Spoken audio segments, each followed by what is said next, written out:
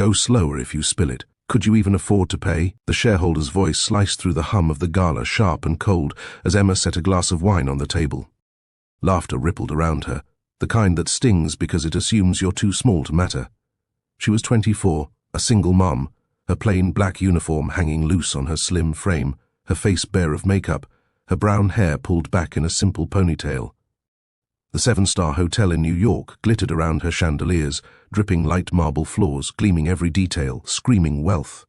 The table held a multi-billion-dollar merger contract, and the room was packed with billionaires, lawyers, and shareholders, all buzzing with the kind of confidence that comes with power. Emma was just the waitress there to pour drinks and disappear. But when her eyes caught the contract, she froze. She stepped closer, her voice barely above a whisper. "Don't sign that." And in that moment, William Ashford, the billionaire host, made a move that stunned the entire room into silence. Emma didn't look like she belonged in that world. Her beauty was quiet, unpolished, soft brown eyes that didn't demand attention, a way of moving that was careful but sure. She'd been raised in one of the wealthiest families in the country, taught to carry herself with discipline and restraint. But you'd never know it. No designer clothes, no flashy jewelry, just a plain uniform in a tray. People looked at her and saw someone poor, someone out of place. They judged her for it, their words sharp and careless like they were swatting a fly. But Emma wasn't invisible, she never was. And when they pushed too far, she'd respond not with a fight, but with a single line, calm and controlled, that stopped them cold. The gala was a sea of egos, each person trying to outshine the next. The shareholder who'd snapped at her, a man with slicked back hair and a Rolex that could have paid for her daughter daycare for years, leaned back in his chair, smirking. "Careful, sweetheart," he said loud enough for the table to hear. "You break a glass, you'll be washing dishes for a decade." The woman next to him, her red dress screaming money, her lips curled in a fake smile, added, "How ridiculous, a server lingering near a billionaire's table." Another voice, a man with a thin mustache and a nasal tone, chimed in. "She probably doesn't even know what a merger is." The table laughed, a cruel practice sound. Emma kept pouring, her hands steady, her face blank. She didn't owe them an explanation. As Emma moved to the next table, a young woman in a glittering gold gown leaned over to her friend, her voice carrying deliberately. "Look at her shoes," she said, her tone dripping with mock pity. "They're practically falling apart. Did she borrow them from the kitchen staff?" Her friend, a man with a manicured beard and a smug grin, chuckled. "Probably. I bet she's here to sneak some leftovers for dinner." The words landed like a slap, but Emma didn't pause. She adjusted a napkin on the table, her movements precise, almost deliberate, as if she were anchoring herself against the wave of their cruelty. A few guests nearby turned to look, their eyes glinting with amusement, waiting for her to crack. She didn't. She just picked up an empty glass and moved on, her silence louder than their laughter. The contract on the table was the center of the night. Billions of dollars. Entire companies all tied up in a few pages of fine print. William Ashford sat at the head, his grey beard trimmed neat, his eyes unreadable. He was the kind of man who didn't need to raise his voice to be heard. Around him, the room hummed with anticipation. This merger was their golden ticket, a deal to cement their names in the history of wealth. Emma was just supposed to keep the wine flowing, stay out of the way. But as she refilled a glass, her eyes flicked to the contract. Her breath caught. She saw it, a reverse takeover clause buried deep in the legalese. Her late father, Professor Henry Carter, had drilled it into her years ago. "It's a trap," he'd said, his voice low and serious, sitting at his cluttered desk with her as a kid. "It looks harmless, but it'll gut a company in a month." Her father had been a legend in economics, the kind of man banks begged for advice. He had died when Emma was 16, leaving her and her mom with nothing but his books and a stack of handwritten notes. She'd read them all, every page, until the words felt like part of her. That's how she knew that clause would strip Ashford's empire to the bone in 30 days. She didn't hesitate. She stepped forward, tray still in hand, and whispered to Ashford, "Don't sign that." The room exploded in laughter. It was like she'd tripped and spilled wine on purpose. The lawyer, a man with sharp glasses and a sharper tongue, leaned forward. "Who do you think you are, daring to stop a billionaire?" His voice dripped with disdain as the laughter swelled. A woman with diamond earrings the size of quarters leaned toward her companion, her voice loud enough to carry. "She must think she's in some fairy tale, saving the day," she said, her laugh high and brittle. "What's next? She's going to tell us how to run the stock market." The man beside her, his cufflinks flashing under the chandelier, shook his head. "Pathetic. She's just fishing for attention." Emma's jaw tightened just for a second, but she kept moving, setting down another glass. The weight of their words pressed against her, but she didn't bend. She caught Ashford's eye for a split second, and he hadn't laughed. He was watching her, his fingers tapping lightly on the table like he was waiting for something. Emma Carter sat in silence, her jaw tight as the words from William Ashford replayed in her mind. He hadn't just belittled her, he had tried to erase her identity, dismissing years of sacrifice, education, and brilliance with a single wave of arrogance. Around the table, the other family members whispered, smirks curling their lips, enjoying her humiliation as if it were entertainment. But Emma didn't flinch. She folded her hands neatly in her lap, her back straight like a soldier. She remembered the countless nights spent in sleepless study sessions, the long days of working through obstacles others never had to face, and the voices of professors who doubted her, only for her to surpass them all. That fire inside her didn't burn out when William laughed. It only grew stronger. What no one at the table realized was that Emma wasn't there as a guest hoping for validation. She was there as a partner whose company held the power to change the trajectory of William's empire. His ignorance wasn't just offensive, it was reckless. Across the table, Professor Henry Carter, Emma's father, observed quietly. He had taught her resilience from the time she was a child. He could see the storm brewing behind her calm eyes. He knew she wouldn't respond with anger, at least not in the way her rivals expected.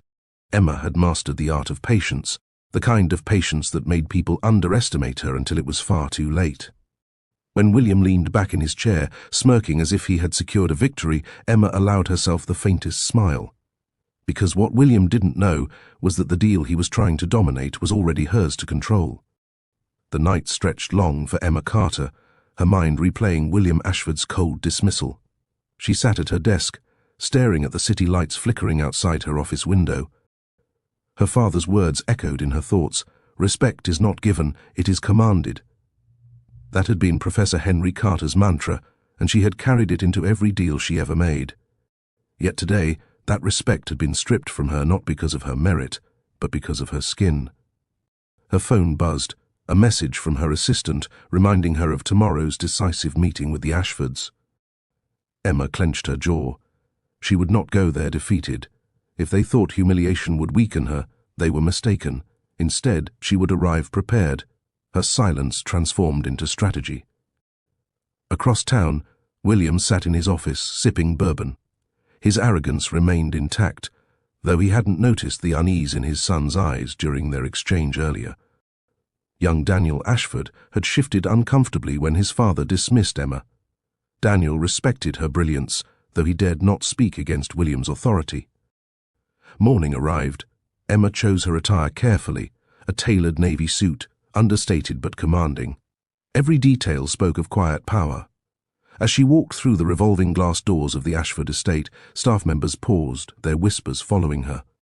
Some pitied her, others doubted she would return at all after yesterday's ordeal.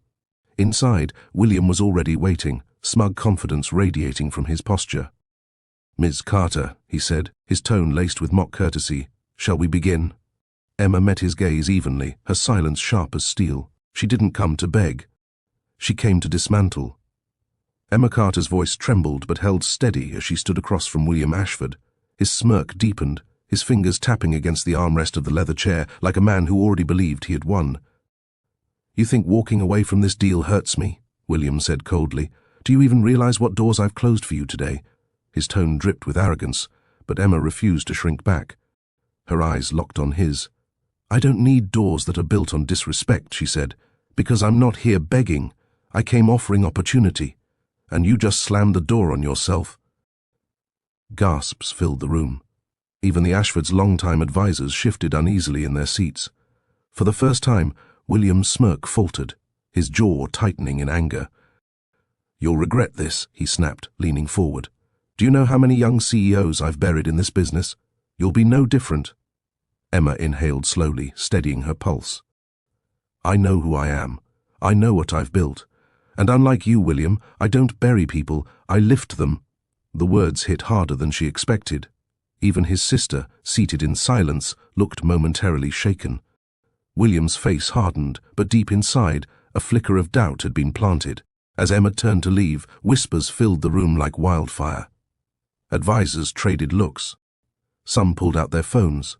The narrative had shifted, and everyone knew it. The billionaire had just underestimated the wrong woman. The next day, Darnell decided to clear his head. He walked down Main Street and stopped at his favorite coffee shop. The aroma of roasted beans greeted him warmly, and for a brief moment, life felt normal again. He ordered his usual black coffee with a splash of cinnamon and took a seat by the window. He needed time to think. The betrayal at work, the way people had turned their backs on him, weighed heavily on his chest. But as he sipped his coffee, he overheard whispers coming from the next table. Two men in business suits were talking quietly but loud enough for Darnell to catch fragments of their conversation. That mechanic? He's finished. Nobody's going to hire him after what the Hendersons spread, one said, smirking. The other chuckled, man, word travels fast. Shame, though, he was good at his job. Darnell clenched his fist around the paper cup. He knew his name was being dragged through the mud, but hearing strangers casually dismantle his reputation made the wound deeper. He wanted to stand up, shout, and defend himself, but he forced his breathing to slow. Anger would only give them more reason to believe the lies. Instead, he leaned back in his chair, letting their words burn into him, fueling something he hadn't felt in days, resolve. As he prepared to leave, a voice called out, "Darnell?" He turned to see Rosa Alvarez, a long-time customer from the shop. She smiled warmly and said, "Don't let them break you. People know the truth, and the truth always finds its way out." Her words landed like a lifeline, giving him strength he didn't know he needed. Walking out of the cafe, Darnell realized something. This wasn't just about a job anymore. It was about his name, his dignity, and proving to the world that he couldn't be erased so easily.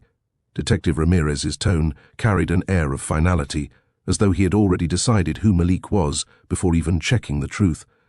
Malik leaned back in his chair, his hands bound, his voice steady but cold. "You're making the biggest mistake of your career. Do you even know who you're talking to?" he asked, his eyes narrowing on Ramirez. The detective smirked, unimpressed.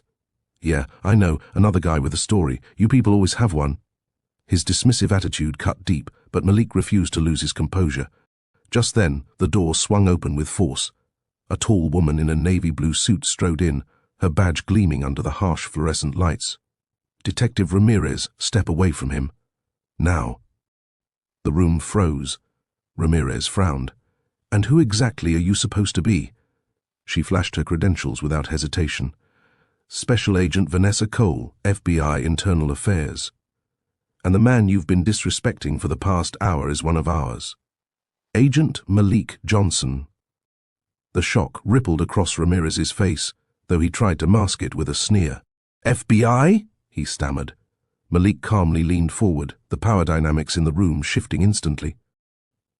"I told you that you were making a mistake, but you were too blinded by your own prejudice to listen." Cole stepped closer, her voice sharp. "Detective, you've just unlawfully detained a federal agent. Do you have any idea what that means for your career?" The silence that followed was deafening.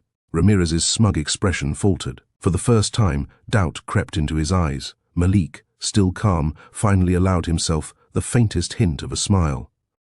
The tables had turned, and Ramirez knew it. Ethan's heart raced as the murmurs in the hallway grew louder. He could feel every pair of eyes on him, watching, waiting for what would happen next.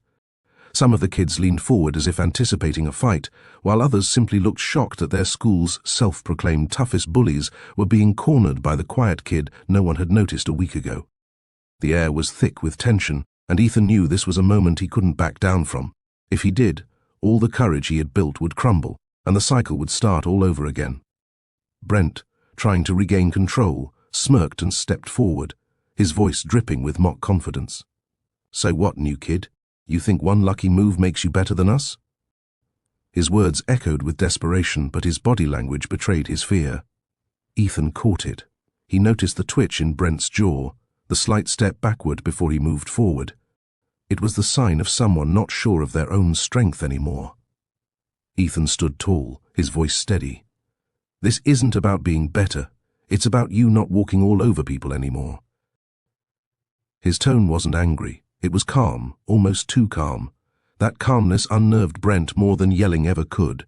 The crowd erupted with whispers, some even cheering softly, a quiet rebellion against the bullies who had controlled them for years. The shift in power was undeniable. Even Marcus and Troy, Brent's sidekicks, seemed less confident now, their arms crossed defensively, their laughter forced. They looked at Brent, silently asking him what to do next, but for once he didn't have an answer ready. Ethan realized this was the turning point. For the first time, Brent wasn't the one dictating the outcome.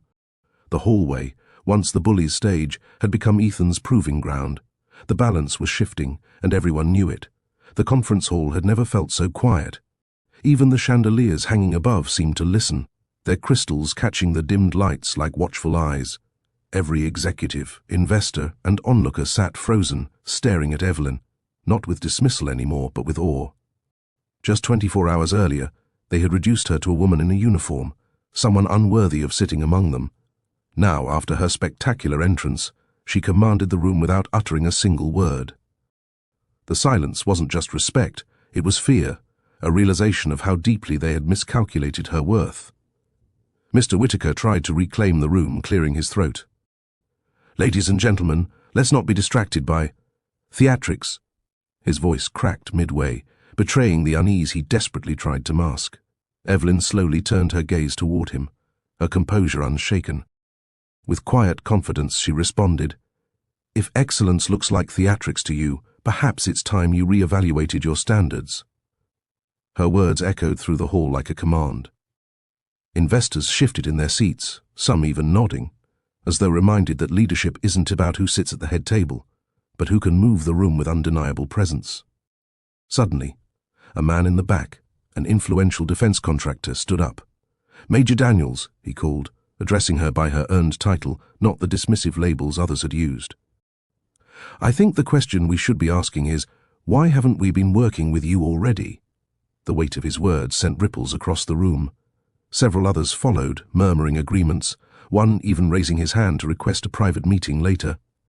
The balance of power had shifted completely. Whitaker's face reddened, but he remained still, cornered by Evelyn's unshakable poise and the tide turning against him. For the first time, he realized he was no longer in control of the narrative. Evelyn was. Emma Carter stepped out of the hotel into the crisp New York morning, the city alive with energy around her. The gala was over, the chaos behind her, but the weight of the night lingered.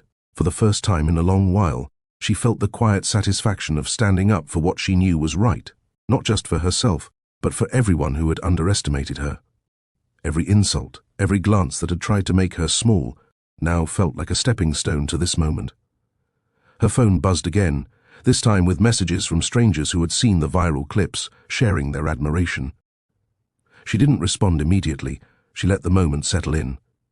Today wasn't about recognition, it was about integrity, courage, and the quiet power of knowledge. She thought of her daughter, the little hands that reached for her each morning, the life she was building. That was motivation enough. Back at the hotel, whispers still followed her name. Some guests tried to approach, their words awkward and hesitant, attempting compliments that sounded hollow. She smiled faintly, polite but distant, acknowledging them without allowing the flattery to define her. Emma understood something they didn't. Real strength doesn't need validation from the unworthy. Later, as she walked past the bustling streets, the early sun catching the skyscrapers, she felt the shift in herself. The world had tried to define her by her uniform, by her role, by her appearance. But she had rewritten that definition herself. She had reminded powerful men and women that judgment without understanding could crumble under truth.